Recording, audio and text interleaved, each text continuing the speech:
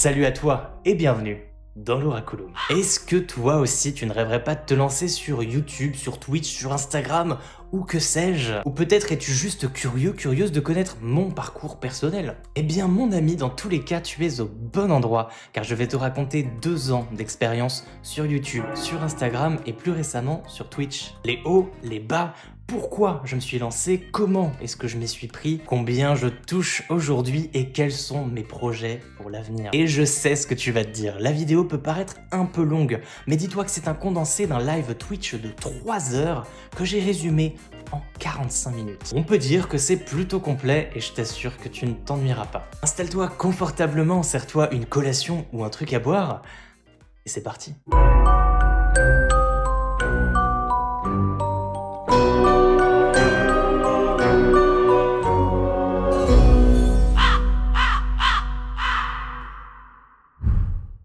Ce matin, on se retrouve pour un live chill, hein, comme d'hab, j'ai envie de te dire, mais bon, là spécialement chill, pour discuter. Oui, parce que discuter, ça fait du bien de temps en temps. On va revenir, comme le titre l'indique du stream, sur 2 ans, enfin un petit peu plus de 2 ans hein, pour le coup, vu que ça a démarré en février 2019, plus de 2 ans, presque 2 ans et demi on va dire, d'expérience sur YouTube. Donc là on va revenir sur mes anciennes vidéos, on va pas les regarder en entier, on va juste regarder 2-3 extraits. Je vous donnerai peut-être 2-3 infos des backstage en fait, de comment j'en suis arrivé à ce résultat et je vais peut-être vous parler un peu de mon expérience, mon ressenti par rapport à ces 2 ans d'expérience sur YouTube. Qu'est-ce que j'en ai tiré, comment ça s'est passé, quelles difficultés j'ai rencontrées, etc. Donc YouTube, pas que, hein, YouTube, Instagram hein, que j'ai créé en même temps, tous mes projets qui se sont ajoutés, qui se sont collés en fait à ce truc énorme qui est l'Oraculum et ensuite mon arrivée sur Twitch il y a un petit peu, il y a tout juste 5 mois en fait. Alors du coup vous me verrez sur certaines vidéos où oh là là j'avais pas vraiment la même tête, c'est ouf. Et donc dans les vidéos qu'on va voir, il y en a certaines que j'ai carrément placées, que j'ai passées en privé sur ma chaîne, donc c'est des vidéos que peut-être la plupart d'entre vous n'ont jamais vues, dont la toute première vidéo que j'ai postée sur ma chaîne YouTube, que j'ai laissé peut-être 1 an disponible et après je l'ai retirée. Elle comptabilise pas beaucoup de vues, hein. Là je vois elle a 247 vues, ce qui est pas grand chose en fait en soi. Et donc voilà, donc on va revenir un peu sur tout ça et je pense que ça va être drôle. Ça va être très très drôle.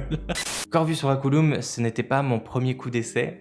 J'avais une chaîne que j'avais ouverte en 2016, si je vous dis pas de bêtises, et que j'ai arrêté d'alimenter l'année suivante. Donc ça a duré à peu près 1 an, même peut-être moins d'1 an. Et c'était une chaîne de gaming à l'époque où j'avais, vraiment, à ce moment-là, j'avais pour ambition de devenir youtubeur gaming. Et au final, j'ai ouvert une chaîne de spiritualité, d'ésotérisme et de tarot 2 ans après. Et sur une de ces vidéos, et c'est la seule fois d'ailleurs sur cette chaîne, je montre ma tête. Et je peux vous dire que ma tête de 2017 n'a rien à voir avec ma tête d'aujourd'hui. Les 2 chaînes YouTube n'ont rien à voir l'une avec l'autre. Mais j'aime beaucoup ma première chaîne YouTube en fait en soi, hein, parce que c'était mon coup d'essai justement, et puis c'était pas si mal que ça et ça a commencé à fonctionner. Et puis après j'ai tout arrêté du jour au lendemain parce que j'étais encore à Maison du Monde à cette époque-là. J'ai démarré la première chaîne YouTube lorsque j'ai plus ou moins démarré mon contrat chez Maison du Monde parce que j'avais envie de faire quelque chose à côté et que j'ai toujours rêvé en fait de créer du contenu sur internet, et c'est pour ça que je suis là aujourd'hui, hein. J'ai persévéré.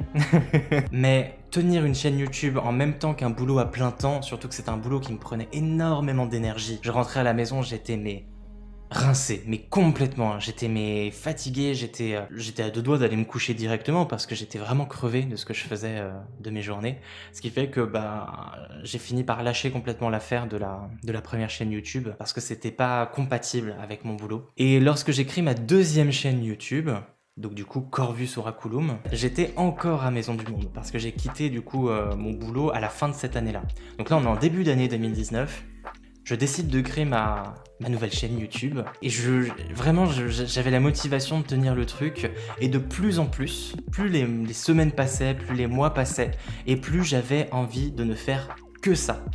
Vraiment de me consacrer que à ma chaîne et de me donner que à fond là-dessus. Du coup, au niveau de mon boulot, étant donné que je suis un garçon qui est extrêmement sérieux et qui est très impliqué dans ce qu'il fait, à Maison du Monde, j'étais à fond dedans, mais vraiment à fond dedans. J'avais des ambitions de fou, je voulais monter en compétences, je voulais prouver quelque chose. t'as vraiment l'impression que j'avais envie de prouver quelque chose.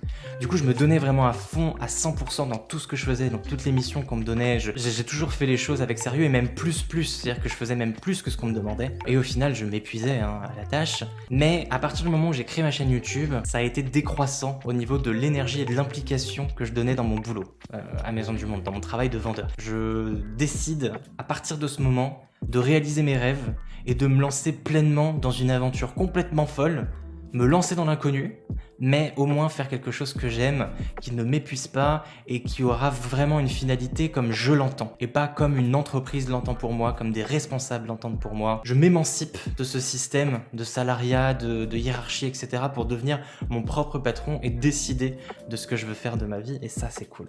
Et donc aujourd'hui, donc certes, chaîne spiritualité avec l'Oraculum, mais je vous ai toujours plus ou moins placé des sous-entendus de temps en temps pour vous dire que j'avais pas envie de faire que ça. C'est pour ça que j'avais sorti ma fameuse vidéo sur Animal Crossing, qui est aujourd'hui ma vidéo qui a le plus fonctionné sur ma chaîne. Elle cumule plus de 15 000 vues, ce qui est juste énorme par rapport aux autres vidéos. Parce que le gaming, c'est ce qui fonctionne le mieux en fait sur YouTube, avec également le lifestyle, le make-up, pourquoi pas, et l'humour. L'humour de manière générale fonctionne aussi très bien sur YouTube. L'information aussi, enfin tout ce qui va être un peu informatif, donc les formats d'éducation, ça fonctionne aussi, ça fonctionne aussi mine de rien. Mais c'est vrai que la spiritualité reste encore un domaine de niche qui a du mal à prendre son essor sur ce type de réseau-là, ce type de réseau 2.0, mais ça vient quand même, ça commence, et ça c'est cool.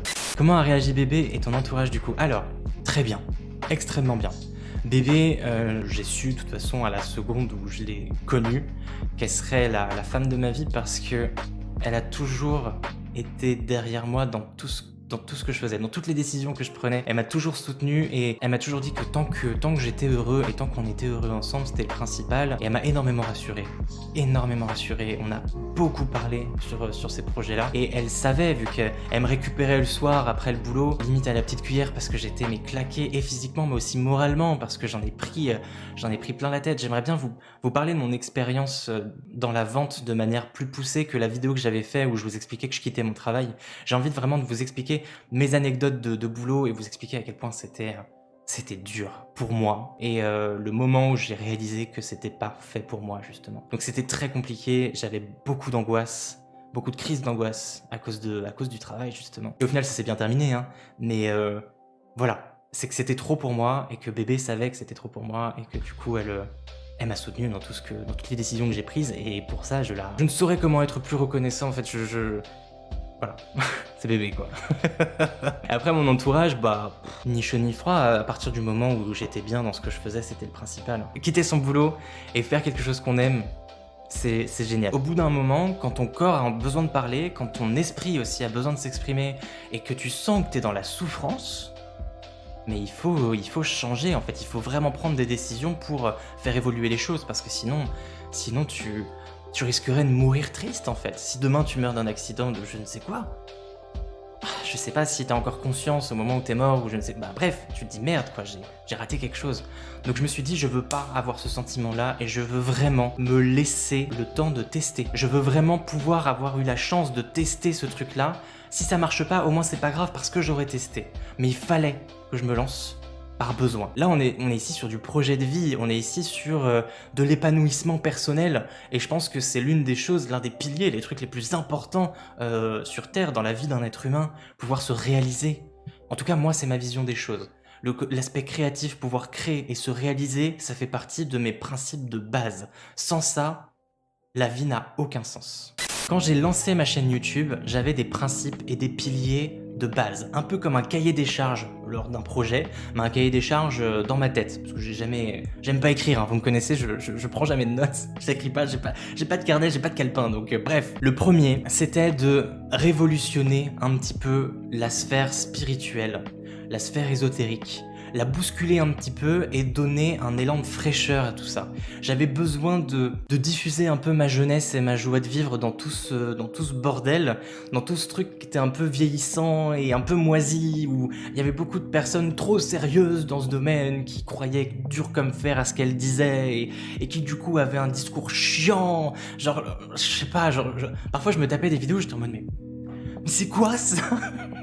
Je comprends rien, en plus il y a trop de mots compliqués, c'est trop des mots savants, t'as l'impression que les gens veulent se donner un genre en utilisant des mots compliqués, etc. Je me dis mais merde, mais moi ça me touche pas en fait ce genre de contenu spirituel et ça me donne pas envie de me lancer dedans alors que j'avais commencé à découvrir ça de mon côté avec 2-3 tarots sur Cultura, 2-3 livres, quelques vidéos cool de certains youtubeurs ou youtubeuses qui quand même se démarquaient déjà du lot. Donc j'avais ce sentiment de me dire attends, il faut que je contribue à quelque chose. Il va falloir que je mette un petit peu mon grain de sel à tout ça et que j'apporte de la nouveauté, de la fraîcheur et surtout de la démocratisation de tout ça, de la simplification parce que même pour moi, je pense ne pas être trop bête, hein.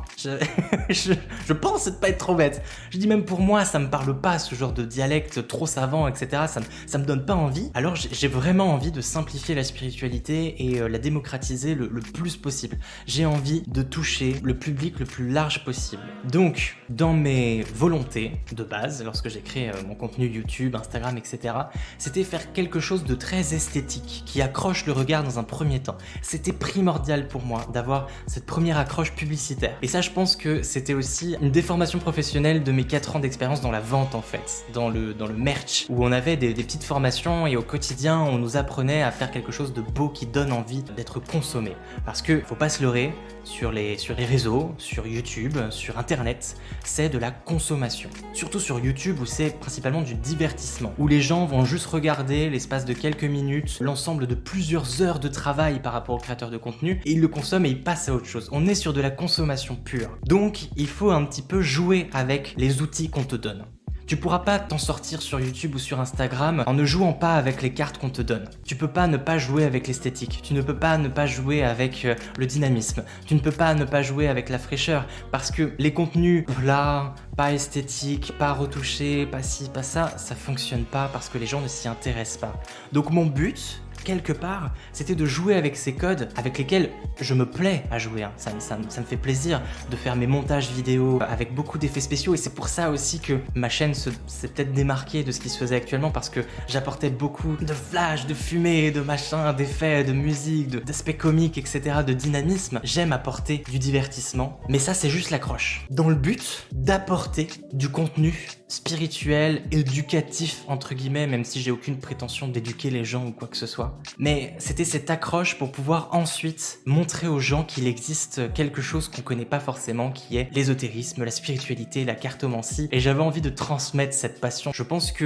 grâce à l'ésotérisme, grâce à la spiritualité, quelle qu'elle soit, on parvient quelque part à se connaître. On apprend à se connaître. Et apprendre à se connaître soi, je pense que c'est un pas énorme dans l'évolution de notre espèce en fait, dans l'évolution de l'humanité. Donc quelque part, ça peut paraître hyper prétentieux ou hyper ambitieux de ma part, mais avec la création de ce contenu sur internet, j'avais pour ambition de changer un peu les choses à mon échelle dans le monde. Je pense que lorsqu'on décide de créer du contenu sur internet, il faut partir avec des principes fondamentaux et ne jamais les perdre de vue.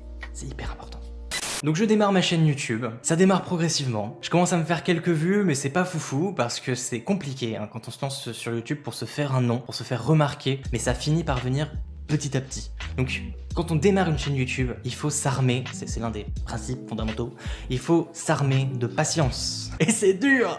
Même moi qui suis d'un naturel patient, je vous promets qu'il y a des jours où je craque. Vraiment. Je le dis pas forcément tous les jours, et je pense que là j'en parle et je vais pas non plus m'étaler sur le sujet, je vais pas vous en parler tous les 4 matins, mais il y a des jours où je craque. Je craque parce que tu te rends compte qu'après des efforts de fou pour une vidéo où tu vas passer des heures à concevoir le truc, à tourner, à monter, parfois dans des conditions qui sont compliquées parce que moi je suis gueudin un peu dans ma tête, donc je me fais tellement pression que les tournages deviennent durs parfois, parce que je me répète 36 fois et je bug et je bégaye et c'est archi compliqué. Enfin, c'était surtout le cas avant Twitch, et ça aussi je reviendrai là-dessus. C'est frustrant quand tu sors ton contenu et que ça fait pas beaucoup de vues, alors que t'as donné ta vie pour ça, que t'as sacrifié des journées entières pour ça, et que tu te dis putain, genre j'ai fait 200 vues quoi, genre 200 vues. Mais il faut s'accrocher. Il faut s'accrocher, il faut persévérer, comme pour tout dans la vie, de manière générale.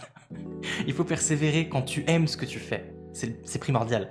Quand tu aimes ce que tu fais, il faut continuer de le faire, il faut persévérer, et il faut croire en sa bonne étoile et se dire qu'un jour, ça fonctionnera. Et dans mon cas, il m'a fallu attendre 1 an pour atteindre les 1000 premiers abonnés sur la chaîne. Ne serait-ce que passer ce cap, parce que ça a été qu'une succession de caps en fait. Tu vas te fixer des petits objectifs, vaut mieux pas viser trop loin tout de suite, hein. Vaut mieux viser petit à petit.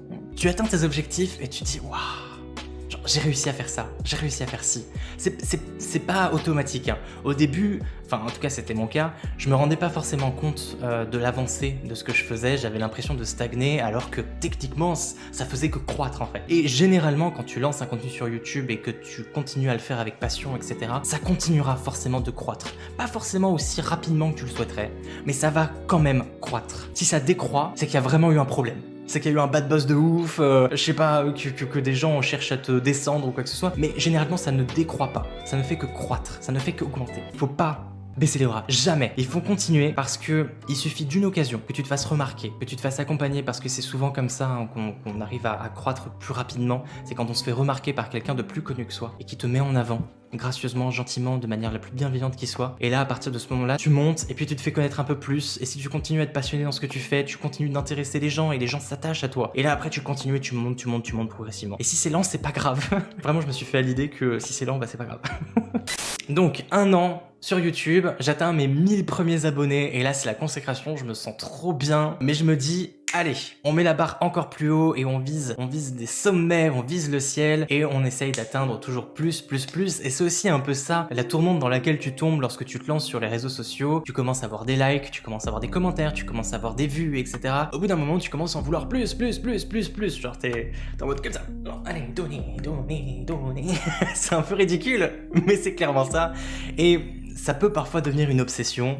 À plusieurs reprises, ça a été une obsession pour moi. Me comparer aussi aux autres créateurs de contenu qui faisaient plus ou moins la même chose, voire pas du tout la même chose que moi. Donc il y avait aucune raison de me comparer en fait en soi, parce que c'était pas du tout les mêmes expériences, c'était pas les mêmes sujets, etc. Mais mine de rien, je m'acharnais à vouloir me comparer. Et je me rendais compte que ça me faisait un mal fou. Parce que on a tous un vécu différent.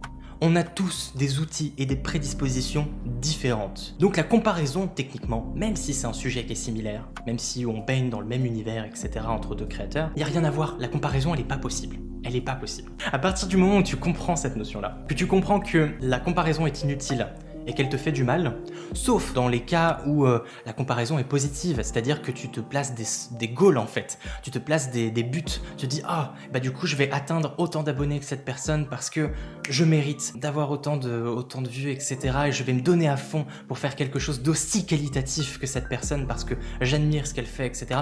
Là c'est beaucoup plus positif, beaucoup plus encourageant et c'est de la bonne énergie, c'est du bon boost, alors que te dire oh mon dieu, mais regarde, elle vient d'ouvrir sa chaîne il y a même pas 2 mois et elle a le double de mes abonnés, tu vois. Là, c'est pas bon. C'est à proscrire tout de suite. À partir du moment où tu commences à te rendre compte que tu tombes dans ce délire-là, il faut arrêter immédiatement. C'est pas bon du tout. Évitez de vous comparer, ça sert à rien en fait. Ça sert strictement à rien et ça vous fait plus de mal qu'autre chose. Le but, c'est de se concentrer sur sa propre expérience, sur ses propres efforts. Et de manière générale, comme je le dis très souvent, qui ne tente rien n'a rien et on n'a jamais rien sans effort. Voilà, c'est 2 expressions qui se complètent. Si jamais on me demande genre c'est quoi tes solutions miracles pour percer sur YouTube, pour y arriver dans la vie ou je sais quoi, le travail, le sérieux, l'implication, la passion. Hyper important. Tant que t'es passionné, que t'aimes ce que tu fais, que tu t'acharnes, que tu continues, que tu persévères, que tu cherches constamment à t'améliorer et que tu te donnes en fait à fond dans tout ce que tu fais, au bout d'un moment, je vous promets sur ma tête que ça paiera. Et pour moi, ça a payé. Alors encore aujourd'hui, comme je vous dis, je suis encore dans cette optique de j'en veux plus, je veux plus. Je reviens quand même avec un certain recul sur mon nombre d'abonnés actuels sur YouTube qui a dépassé là récemment les 5700 abonnés. Lorsque je me revois, moi tout petit Corvus au début de la création de ma chaîne YouTube, 5700 abonnés, c'est un truc de malade mental. C'est un truc de fou. Donc je suis hyper méga content, même si j'aimerais avoir plus d'abonnés, même si j'aimerais avoir plus de vues pour pouvoir toucher plus de gens, non pas juste pour la gloire, mais vraiment comme je vous dis, dans cette optique principale que je m'étais fixée de toucher un maximum de gens pour partager ce que j'ai à partager, parce que j'estime que ce que j'ai à partager, c'est bien, Et c'est cool, et ça mérite d'être partagé. J'aimerais que ce soit vu par plus de personnes. Mais aujourd'hui, je me satisfais aussi des résultats que j'ai eus et je suis hyper méga content de cumuler 5700 abonnés. Et comme je vous dis, ça ne fait que croître parce que tant que tu seras passionné, ça continuera de croître. Un point important à aborder avant d'aller plus loin, comme je vous le disais, c'est aussi important quand on se lance sur YouTube de se faire des connaissances bienveillantes, de personnes qui sont là pour te booster, pour t'encourager, comme moi ça a été le cas avec Yéna, dont je vous parle très souvent. Yéna a été et est encore aujourd'hui une personne d'exception qui m'a boosté, aidé, remotivé à bien des manières, même sans forcément que ce soit direct. Juste le fait qu'on échange et qu'elle me parle un petit peu de son vécu, de son expérience, ça a été hyper enrichissant pour moi. On se connaissait à peine, qu'elle m'a envoyé son tarot et c'était juste exceptionnel et rien que ça, waouh, je me suis dit mais pourquoi moi? On se connaissait pas beaucoup, mais elle me parlait déjà en fait des backstage de YouTube, de ce que c'était, l'aspect financier et tout ça en fait, c'était passionnant parce que j'avais personne dans le secteur, personne dans le milieu qui était là pour me donner des tips, pour me parler de qu'est-ce que c'était que d'avoir une chaîne YouTube avec beaucoup d'abonnés, etc. Et depuis, Yéna, je l'admire, je la mets au top du top. Elle est ma source d'inspiration, elle fait partie de mes sources d'inspiration. Même si il ne faut pas tomber dans l'adoration non plus. C'est très important de rester aussi centré et fixé sur ce que l'on fait nous. C'est hyper important de rester fixé sur son contenu. Il faut pas non plus tomber dans le mimétisme, dans l'imitation ou quoi que ce soit. C'est très très important aussi de rester à sa place. Mais on a le droit d'avoir des sources d'inspiration telles que d'autres youtubeurs ou youtubeuses et c'est important, je pense, d'avoir des personnes qui vous aident. Rose Today aussi a été l'une des premières à me donner des aspects plus parlants de l'envers du décor de YouTube. Elle qui comptabilise plus de 150 000 abonnés sur sa chaîne YouTube, c'était juste incroyable de pouvoir participer avec elle pour une vidéo. Si vous n'êtes pas au courant, on avait fait 2 vidéos, une sur sa chaîne et une sur la mienne, où on parlait du référentiel de naissance, où du coup je tirais les cartes, plus ou moins. C'était une expérience très enrichissante et ça m'a permis de mettre un pied dans l'univers YouTube, de mettre un pied un peu dans la cour des grands et c'était exceptionnel. Et vivre ce genre de truc, c'est encore plus boostant, encore plus encourageant et ça te donne envie de te lancer et de voler de tes propres ailes. Donc c'est aussi important, je pense, d'avoir de bonnes relations dans ce milieu-là sans pour autant en dépendre. Très important aussi. Instagram, YouTube, etc., ça devient vite addictif et on tombe vite un petit peu dans le précipice, dans l'abysse que ça représente, à se comparer constamment, à vouloir toujours en savoir plus, à se gaver quelque part, se gaver. Comme je vous dis, c'est du consumérisme un peu, c'est les réseaux sociaux. Donc c'est une bonne optique parfois de se couper des réseaux. Moi, c'est ce que j'ai fait pendant presque un an. Avec le Covid, je me suis coupé de tout. Je me suis coupé de tout pour me recentrer sur moi et je suis revenu beaucoup plus en forme en fait, avec encore plus de motivation et une envie de persévérer encore plus. Ma dernière vidéo YouTube que j'ai sortie là sur les agendas Alliance Magique m'a mis mais complètement sans dessus dessous au niveau du moral. J'ai fini en crise d'angoisse parce que j'étais pas bien. Tant que la vidéo n'était pas finie, que j'avais pas tous les rushs et que je voyais le temps défiler parce que c'était une vidéo qui devait sortir pour la rentrée. J'ai reçu les agendas le jour de la rentrée ou le lendemain je crois, le lendemain de la rentrée. Donc il fallait que je fasse les trucs très rapidement parce que je pouvais pas me permettre de publier la vidéo trop tard. Après bébé elle me rassurait, elle fait mais t'inquiète, tout le mois de septembre c'est la rentrée, regarde les étudiants ils ont même pas encore commencé, si ça... Bébé elle a toujours le mot. Elle a toujours le mot pour me rassurer, mais parfois genre rien n'y fait, je craque et j'ai craqué pour cette vidéo. À maintes reprises, j'étais pas bien, je finissais en pleurs parce que j'arrivais pas à arriver au résultat que je voulais. Au final, sur les derniers jours, j'ai réussi à rafistoler le truc parce que elle a changé plusieurs fois la vidéo. Déjà, j'ai dû la tourner 3 fois parce que j'ai eu des problèmes techniques. Donc déjà ça sur le coup sur le moral que ça te fait quand t'arrives pas à obtenir un résultat alors que t'es dans le mood, etc. C'est frustrant au possible, quoi. Plus j'avançais et plus j'avais l'impression de patauger dans la semoule. Et au final, sur la toute fin, j'ai réussi avec les derniers petits détails, la musique, les petites incrustations de texte, etc. à arriver à un résultat comme j'ai l'habitude d'obtenir. Mais vu que je pense que ça faisait longtemps que j'avais pas fait de vidéo YouTube, donc j'étais plus dans cette habitude de galère. Et je l'ai très mal vécu. J'étais stressé à un point tel que je pense que c'est la vidéo qui m'a causé le plus de problèmes. Mais c'est pas pour autant que j'ai pas envie de refaire. Bien au contraire, je sais juste que c'est cette vidéo-là qui était particulièrement compliquée à faire. Et au final, le rendu, vous vous en rendez même pas compte. Et c'est ça aussi la magie du montage. Les 3/4 de mes vidéos, je suis stressé au possible, mais ça ne se voit pas. Ça ne se voit pas parce que c'est tout l'intérêt de YouTube. Sur Twitch, on peut beaucoup moins tricher. Et ça, justement, on va revenir sur la comparaison entre Twitch et YouTube. C'est important, je pense aussi d'en parler. Et de l'impact que ça a eu sur moi de me lancer sur Twitch, sur ma façon et ma manière de voir les choses qui est aujourd'hui complètement différente. Enfin, complètement différente. Peut-être pas abusé, qui est différente. c'est loin d'être facile. C'est très très loin d'être facile. Ça paraît facile quand on le voit, mais j'ai aussi envie de vous dire, mais pas pour me lamenter, pas pour me plaindre, hein. Pas du tout, hein. C'est pas pour me faire plaindre que je dis ça. Je dis pas ça en mode, non mais t'inquiète, c'est très bien ce que tu fais. Non, c'est pas ça. C'est juste pour vous dire, pour toutes celles et ceux qui voudraient se lancer sur YouTube ou sur de la création de contenu sur Internet, partez du principe que ce sera loin d'être facile, même si les apparences montrent le contraire. Vraiment. Et je partais plus ou moins avec ce principe-là, mais je ne me rendais pas compte à quel point c'était difficile. Mais c'est pas pour autant que je lâcherais le truc, parce que c'est devenu vital pour moi, et c'est devenu le truc dans lequel je me sens le mieux. Parce que on est ici dans un concept créatif. Créer des vidéos, créer du contenu sur Internet. On est créateur de contenu sur Internet. La création, la créativité, c'est des choses qui sont, comme je vous l'ai dit, des piliers dans ma vie. Et jamais, au grand jamais, j'abandonnerai ce truc-là. Même si c'est difficile. YouTube, c'est génial. Avoir un semblant de notoriété, recevoir des commentaires, des likes, savoir des gens que ce que tu fais c'est bien, c'est cool, c'est qualitatif et tout. Recevoir de l'amour par rapport à tous les efforts que t'as donnés, c'est le top du top. C'est le must en fait. Je pense que le principal, c'est la reconnaissance d'avoir réussi à partager quelque chose. Après, je pense que la plupart des personnes qui se lancent dans un métier avec une image, les acteurs, les actrices, présentateurs télé, animateurs radio, youtubeurs, etc., personnes influenceurs sur les réseaux, je pense que ça part systématiquement de très très bons sentiments, mais il y a forcément une petite part de besoin de reconnaissance quelque part. Et il faut pas voir ça de manière négative. Faut pas voir ça comme un problème psy. Il faut pas voir ça comme le mal, genre lui il a vraiment besoin de se faire voir, quoi, tu vois, genre non. Je pense qu'il y a un besoin derrière qui va être aussi un boost, qui va te permettre de te propulser et de faire en sorte, par tous les moyens possibles, de te faire voir. Mais si c'est allié avec un message, avec quelque chose qui fait du bien aux autres, pourquoi il y aurait du mal à ça, en fait ? Donc je pense que c'est aussi important de se poser des questions par rapport à ce truc-là, pour un peu fermer la bouche de toutes les personnes qui disent franchement, lui il se la pète, hein, tout ce qu'il veut c'est être vu.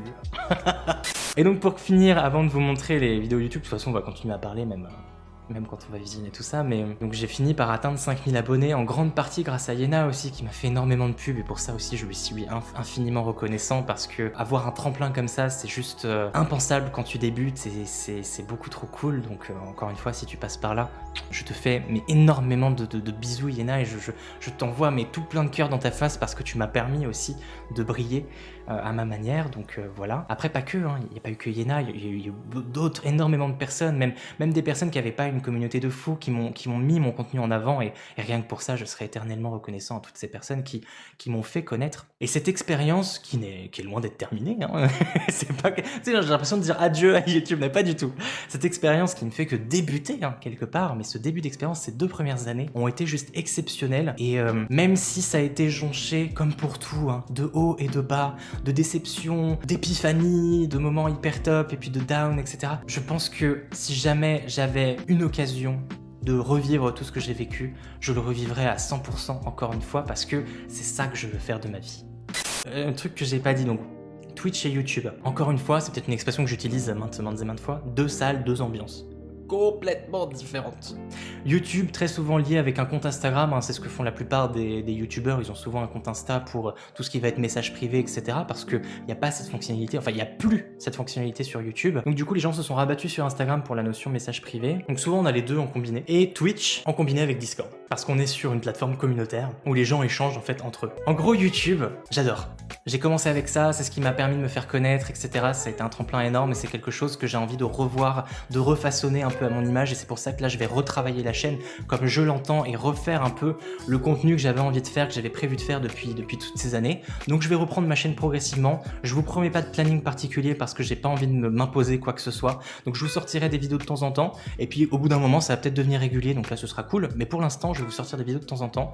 Instagram pareil, je vais reprendre mes posts progressivement. Bref, le gros défaut de YouTube et d'Insta, c'est qu'au final, tu es seul, extrêmement seul. Sauf pour celles et ceux qui ont entamé un projet à plusieurs, un projet de groupe où ils ont une chaîne à 2, à 3, à 5, enfin qu'importe. Là, tu te sens moins seul, c'est sûr, parce qu'il y en a certains qui vont s'occuper du montage, d'autres du ci, de ça, enfin t'es une petite équipe quoi. Moi, je suis tout seul dans tout ce que je fais. Et sur YouTube et sur Instagram, te filmer seul face à une caméra, faire tout seul tes posts, prévoir ton merch, ton esthétique, etc. tout seul, tout le temps, c'est triste. Oh là là, qu'est-ce que c'est triste. Donc j'avais besoin de toucher un peu du doigt ma communauté que j'étais en train de créer quelque part, mais j'avais pas de vue d'ensemble sur cette communauté. Je parlais indépendamment à des personnes sur Instagram en message privé, c'était du 1v1. Sur YouTube, c'était répondre dans un commentaire, généralement c'était aussi en 1v1. On se répondait par intervalle de commentaires interposés. Je dis pas que c'était pas intéressant, et je dis pas que d'autres personnes ne... Enfin, qu'on peut pas s'en sortir que avec YouTube et Instagram, c'est vraiment propre à chacun. Mais en tout cas, moi dans mon cas, il me manquait cet aspect communautaire. Il me manquait cette chaleur humaine, qui a été l'une des raisons pour lesquelles je m'étais lancé dans la vente à la base. J'avais besoin de ce contact, ce service client, ce contact humain, cet échange direct. Et ça, je l'ai retrouvé avec Twitch. Avec Twitch et Discord, qui m'ont permis vraiment de définir et de voir concrètement quelle était ma communauté, qui est aujourd'hui grandissante, qui ramène un petit peu une partie de ma communauté YouTube, ma communauté Instagram, ceux qui me découvrent via Twitch ou via d'autres moyens, je sais pas trop. Bref, ça se réunit dans une espèce de gros noyau central sur Twitch et sur Discord, et les gens échangent les uns avec les autres, et ça c'est génial, parce que je reprends l'un de mes principes de base lorsque j'ai créé ma chaîne YouTube, c'était de partager des messages avec un maximum de personnes. Là, le fait que les gens puissent en plus échanger les uns avec les autres, là, j'ai l'impression de réaliser un goal, de réaliser un but. Et je me sens encore plus épanoui maintenant que j'ai mon contenu Twitch. Mon but, c'est pas de ne devenir qu'un streamer sur Twitch et d'abandonner ma communauté YouTube, pas du tout, parce que c'est deux choses complètement différentes. Le fait de pouvoir monter ces vidéos avec YouTube, c'est complètement différent que faire un stream et faire un live indirect, mais de pouvoir jouer sur les deux tableaux, c'est exceptionnel. Donc je me dis que j'ai vraiment envie de pouvoir toucher à tout, et c'est aussi un de mes problèmes, hein, de vouloir toucher à tout. Dans les deux, je m'y retrouve aujourd'hui, et j'avais besoin des deux pour me sentir pleinement complet. Vous voyez ce que je veux dire? J'avais besoin de l'aspect communautaire que m'apporte Twitch, cette chaleur humaine, ce côté showman, ce côté animation aussi que j'adore. J'ai toujours rêvé de faire du théâtre. Toujours. Et je me suis jamais laissé l'occasion de le faire. Aujourd'hui, être créateur de contenu sur internet me permet de réaliser tous mes rêves de gosse. Faire de l'acting, faire du montage vidéo, de l'audiovisuel, de parler ésotérisme, de faire du jeu vidéo, gaming qui a été ma première passion, ésotérisme, les cartes, le tarot qui a été ma deuxième passion. Ça me permet de réunir absolument tout ce que j'ai toujours aimé, du dessin aussi, de l'art avec la création de mon oracle à côté, développer mon aspect créatif, etc. Tout ça est réuni dans la bulle qu'est l'Oraculum, et aujourd'hui, je sais, j'en ai parfaitement conscience que je pourrais pas être plus heureux ailleurs. Je le sais, je le sais. Et se trouver, quel que soit le domaine qui vous correspond, parce qu'on a tous du talent, il faut pas se leurrer. Arrêtez de dire que vous êtes bon à rien ou bonne à rien ou je ne sais quoi. On a tous du talent pour quelque chose, ne serait-ce que pour un truc. Peut-être un truc qui vous paraît ridicule, mais qui pourrait être hyper utile pour d'autres. À partir du moment où vous avez du talent dans quelque chose et que ça vous plaît, mais lancez-vous, putain, lancez-vous. Parce que je pense pas que vous réussirez à être autant épanoui dans votre vie avec autre chose que ce truc-là, ou ces trucs-là. Réunissez tout ce que vous aimez dans la vie et donnez-vous des chances. Hyper important. Voilà. Bon. Vidéo, les amis. Attendez, je me recoiffe un peu. C'est la balance qui parle. Bon, j'ai une image à tenir quand même, hein. Je suis un YouTuber. Ah, vous êtes pas prêts? J'ai trop hâte. Attendez, je vais lancer déjà le truc. Oh, c'était mon ancien appartement. Oh là là là là. Hop. Voilà. Sponsor Maison du Monde pour la déco. Ouais, non mais clairement. C'est vrai, clairement. Attendez, je vais juste voir ce que ça donne. Ah ouais, non, le son est vachement bas. Comment ça se fait? Oh, mon Dieu, ma tête! Ouah. Mais attends, mais c'est pas ma première vidéo, ça? Attendez, pousse les lunettes. Mais oui, c'était mes Ray-Ban Wayfarer que j'avais depuis 10 ans. 10 ans. Et la veille du jour où j'ai reçu mes nouvelles lunettes, pour vous dire à quel point la vie c'est magique, la veille du jour où j'ai reçu mes nouvelles lunettes, donc celles-ci que je porte, elles se sont pétées en deux. Mes Wayfarer que j'avais depuis 10 ans. Pile au milieu, comme Harry Potter. Genre pile là. Trop bizarre. Et le nombre de fois où elles sont tombées, etc. Il s'est jamais rien passé, c'était du solide, hein, du béton. Comme un Nokia 3310. C'est la version Nokia 3310 des lunettes. Hyper résistante. La veille de ma nouvelle livraison, elles se sont pétées en deux. Providentiel, quoi. Et ça a marqué un petit peu le tournant de ma vie aussi, hein, ce changement de lunettes. C'est con, hein, mais ça a marqué un peu le tournant de ma vie. Voilà, c'est celle-là, ma première. Je m'étais trompé de vidéo, désolé. Vous êtes pas prêts? Ah, ça commence comme ça en plus direct. Ok, ouais, ça fait des siècles que je l'ai pas vu. Regardez-moi ça. Première image, attention. Boum. C'est la première vidéo. Regardez mes cheveux orange. J'ai des cheveux orange. Pourquoi est-ce que j'ai les cheveux plus clairs? Tout simplement parce que à cette époque, je venais de commencer à me les décolorer. Par contre, vraiment, au niveau de mon corps, j'étais maigre. Là, aujourd'hui, j'ai 15 kilos de plus, les amis. Ça, c'est dû au confinement et dû à la bonne bouffe de bébé aussi. Et vous allez voir la qualité, mon Dieu. Donc là, on est dans le même appartement, mais vous voyez, les volets sont fermés parce que je tournais de nuit. Pas d'introduction en clap, hein. Genre là, c'était pas encore l'arrivée en pouf en pouf de fumée. Genre j'arrive avec un yo. Parce que je savais pas quoi dire. Et faites bien attention au son de ma voix. Hey. Saviez-vous que cette année était placée sous le signe du pendu et que ça s'était pas produit depuis presque entendez bien ou 99 pas ans, soit 1920? Vous comprenez absolument rien à ce que je viens de vous dire. Mais c'est normal. Premier générique.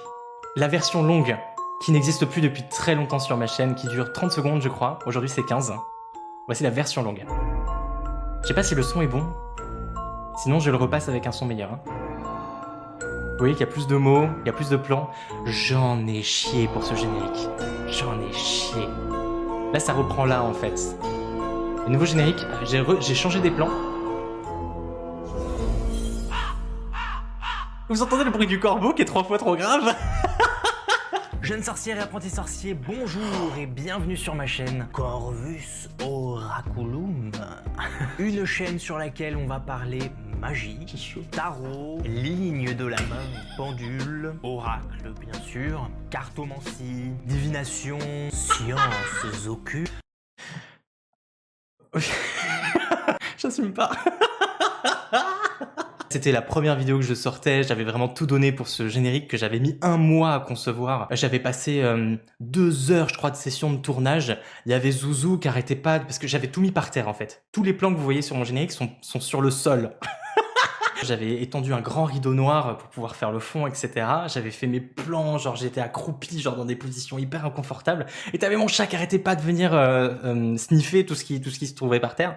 Et j'ai failli l'inclure dans le générique, mon chat, mais au final j'ai pas trouvé de plan en fait adéquat. Et donc du coup, vous avez remarqué, ma voix est plus grave. Ma voix est plus grave parce que, et même le bruit du corbeau, parce qu'en fait j'ai baissé la tonalité générale de la vidéo parce que je n'assumais pas ma voix. Et j'ai mis du temps en fait à l'assumer, vraiment du temps, alors qu'au final ma voix aujourd'hui, je pense que c'est un outil qui est hyper précieux chez moi et c'est un outil que j'adore et j'ai progressivement avec la chaîne, avec mon image sur YouTube, le fait de faire de plus en plus de vidéos, j'ai arrêté de modifier ma voix. Progressivement, je me suis mis à aimer ma voix. J'étais stressé comme pas possible. Hein. J'ai dû mettre 2 heures à tourner cette vidéo, hein. Comme la plupart des premières d'ailleurs. Hein. La plupart des premières, c'était 2 heures de rush pour 15-20 minutes de vidéo finale. Hein. Ce qui est énorme, hein. Tu jettes énormément de choses, énormément de merde. Franchement, je la trouve pas gênante la vidéo. Non, c'est... Après, c'est parce que c'est moi et que j'ai un regard sur moi qui est pas pareil. Mais là, je vois mes cheveux, c'est catastrophique. J'aime pas du tout ma coupe. J'aime pas ma coupe. La couleur est dégueulasse. Le plan, en plus, on est un plan sur, on est en contre-plongée. Ce qui fait que la caméra est légèrement plus basse que ma tête. Ce qui fait qu'on voit un tout petit peu, bon, j'ai pas de double menton à cette époque, mais on voit un petit peu en dessous du menton. J'aime pas du tout cette position. Je préfère quand c'est facial, hein, quand c'est vraiment en face. Et c'est beaucoup plus percutant aussi avec les viewers. Et ça, je l'ai appris avec la suite. Les codes des vidéos YouTube, ça aussi, ça s'apprend. J'ai tout appris sur YouTube. Hein. YouTube est ton ami. Rien ne va. La lumière est horrible. Enfin, mais c'est juste parce que c'est mon esprit critique. Mais après, oui, en soi, c'est pas gênant parce que bah, ça reste moi, quoi. Ça fait partie de mon expérience. Puis c'est le tout début. C'est trop rigolo. Avant, j'osais pas rire parce que j'ai toujours eu l'impression d'avoir un rire de clown. Et au final, c'est un rire qui est plutôt communicatif, donc ça me fait plaisir de pouvoir faire rire les gens. Genre, c'est pas de la moquerie, c'est juste que les gens rient avec moi, parce que ça se communique, quoi. Mais c'est vrai que mon rire, j'ai eu du mal à l'assumer pendant un moment, tout comme ma voix. De manière générale, quel que soit votre état aujourd'hui avec votre physique, avec votre voix, etc., dites-vous que c'est hyper évolutif. Et qu'un jour ou l'autre, même si aujourd'hui vous aimez pas certains aspects de votre physique ou de vos caractéristiques, ça viendra peut-être un jour où justement ce seront des choses qui seront indissociables de vous et que jamais vous voudrez qu'on vous enlève. Pendant longtemps, j'avais des problèmes avec mon nez. Alors j'avais pas des problèmes de sinusite, hein. J'étais juste pas à l'aise avec la forme de mon nez. Qu'est-ce que j'aimais pas chez moi? Alors déjà, le fait de pas avoir beaucoup de barbe aussi. Ma moustache, elle a poussé qu'à 25 ans, donc j'ai été imberbe pendant très longtemps, donc c'était un complexe chez moi. Le fait que j'ai toujours été très maigre aussi, ça a été un complexe. Beaucoup d'aspects de mon physique m'ont déplu. Aujourd'hui, je fais une fixette sur mon ventre avec mes 15 kilos de trop. Mais ça encore, c'est des choses, voilà, ça passe. Le physique, ça évolue, ça change et... Je pense qu'il est important aussi qu'on s'accepte comme on est, bien que je suis tout à fait d'accord aussi avec les personnes qui décident de pratiquer la chirurgie pour avoir une version plus magnifiée d'eux-mêmes et du coup d'être plus à l'aise mentalement avec tout ça. Je suis pas du tout contre la chirurgie. Hein. Et je pense que le fait de se montrer sur les réseaux, d'oser franchir ce pas-là, montrer son image et avoir des retours, etc. C'est un pas énorme, comme on disait tout à l'heure, une sorte de thérapie pour pouvoir se montrer, s'apprivoiser, apprendre à mieux gérer justement son image et être plus à l'aise avec ça et donc du coup apprendre à s'aimer quelque part. Et ça, c'est primordial. À partir du moment où tu montres que tu t'assumes comme tu es, quelle que soit la forme de ton corps, de ton visage, ta couleur de peau, la texture de tes cheveux ou quoi que ce soit, à partir du moment où tu montres un tantinet de confiance en toi, les gens te voient rayonner et ils ne voient plus que la lumière qui émane de toi et pas juste les aspérités de ton physique que tu détestes chez toi. Voilà, se dit. Confiance, Oh. donc self-trust. Ça, c'était l'époque où je mettais le paquet sur mes vidéos, sur mes présentations de cartes. Genre, je sortais tous mes articles, genre ma boule de cristal, mes carnets, mon crâne, mes flacons et tout. Je mettais le paquet pour que ce soit le plus visuel possible. Quand je vous dis que l'esthétique était hyper importante parce que j'avais envie d'avoir une accroche pertinente, c'était vraiment le cas, d'autant plus au début. Aujourd'hui, maintenant, quand je vous présente des cartes ou un machin, je sors juste mon tapis de tirage velours noir. Tout simple.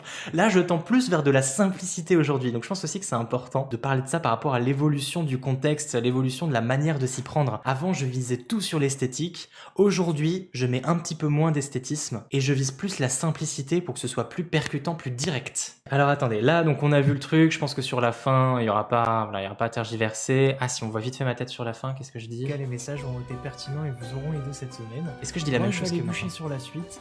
En attendant, portez-vous bien et moi je vous dis à plus. Ah, j'ai toujours regardé le même truc depuis la première vidéo, je te dis la même chose à la fin.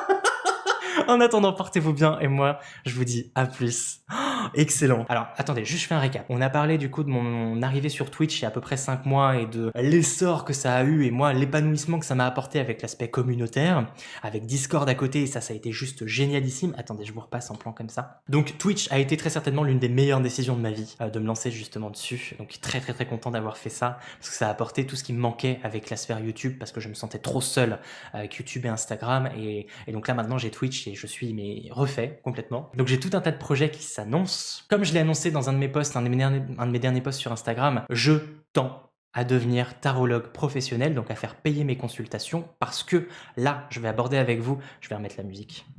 Niveau financier, les amis, je ne touche quasiment rien de ce que je fais depuis 2 ans pour la simple et bonne raison que jusqu'à présent, je refusais de toucher quoi que ce soit. Ouais. Je suis comme ça.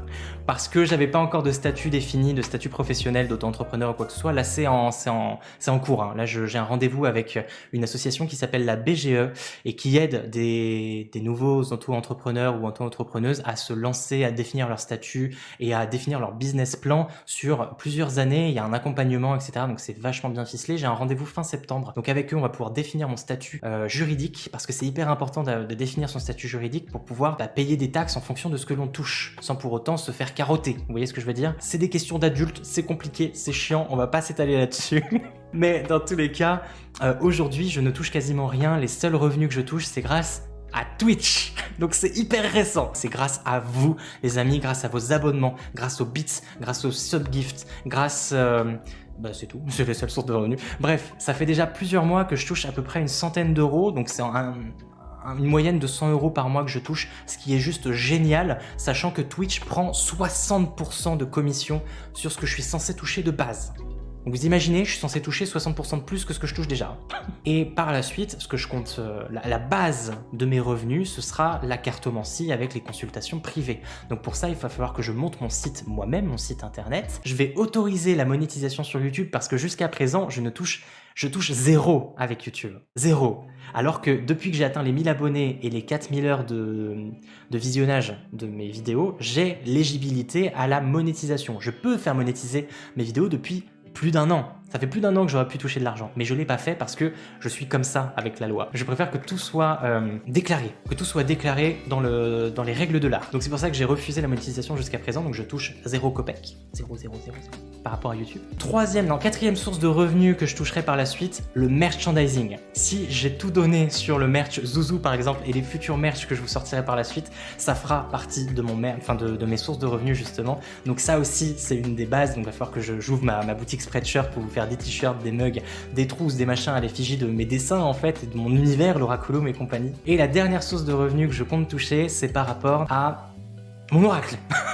J'ai complètement oublié. Mon oracle. Mais ça, ce sera pas avant un très très long moment. Et j'espère quand même toucher pas mal d'argent dessus parce que ce sera de l'autopublication. Donc voilà. Et merci. Oh là là. Merci Tania du coup pour ton abonnement. Tu deviens un petit corbeau.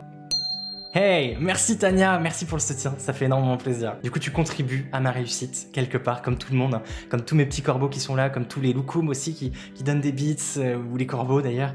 Merci, merci du fond du cœur, merci.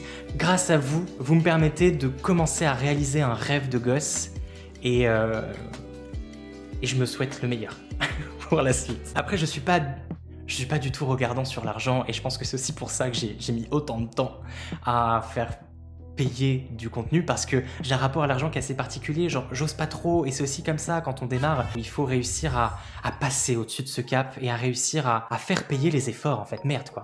Alors au final des vidéos YouTube, je vous en ai montré qu'une. Moi je vous ai montré la première qui est actuellement en privé, donc c'est une vidéo que vous n'auriez pas eu d'autres occasions de voir, donc c'était notable. Je vous invite si vous voulez voir mes premières vidéos YouTube qui sont encore disponibles sur la chaîne, notamment celle de la review de ce livre-là, l'almanach de la sorcière. J'étais maigre aussi dessus, mon dieu, j'avais une de ces dégaines. Et après, il y a eu du glow-up progressivement, sans vouloir me vanter.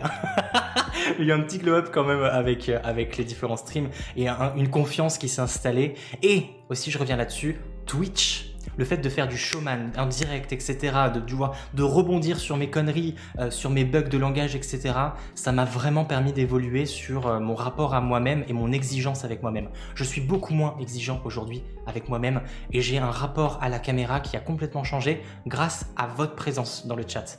Étant donné que là, j'ai conscience que je m'adresse à des personnes, des vraies personnes et qu'il y a un retour, ça a complètement changé ma vision de quand je faisais que mes vidéos YouTube devant ma pauvre petite caméra et que j'avais l'impression de parler à personne. Voilà, donc merci encore une fois, je pense que je serai jamais suffisamment reconnaissant par rapport à tout ce que vous m'apportez et j'ai très très hâte de voir ce que nous donnera l'avenir. Je sais que vous avez hâte aussi. Et voilà mes amis, on arrive à la conclusion de ce résumé de live. Déjà, merci d'être resté jusqu'ici. Et pour finir, je dirais que Instagrammeurs, YouTubeurs, streamers, etc. ce sont de vrais métiers. Entre l'aspect marketing, la réflexion, les idées, le montage, les modifications de photos, les vignettes, etc. ça prend énormément de temps et énormément d'énergie. Et comme je le dis assez souvent, tout travail mérite salaire. Mais attention toutefois à ne pas uniquement compter sur ces plateformes. On sait pas, genre du jour au lendemain, vous pourriez perdre l'un de vos comptes pour X ou Y raison, peut-être que l'une des plateformes pourrait fermer. Bref, tout un tas de scénarios possibles qui font qu'aujourd'hui, vous devez voir les réseaux sociaux comme des vitrines afin de gagner en visibilité. Si ton but dans la vie c'est de faire fortune grâce aux réseaux sociaux, ce que je te conseille c'est de créer ta propre marque, ton propre label, afin de vendre des services ou des objets via un site internet que tu auras créé de toutes pièces toi-même. Percer sur internet, c'est loin d'être aussi simple qu'on le pense. Entre comparaison, peur de l'échec ou obsession des chiffres, on a vite le moral à zéro, je vous le dis. Mais en serment de patience et de passion, tout est possible. Tout. Sur ces belles paroles, moi, je vais aller continuer de bosser. En attendant, portez-vous bien. Et moi, je vous dis à plus.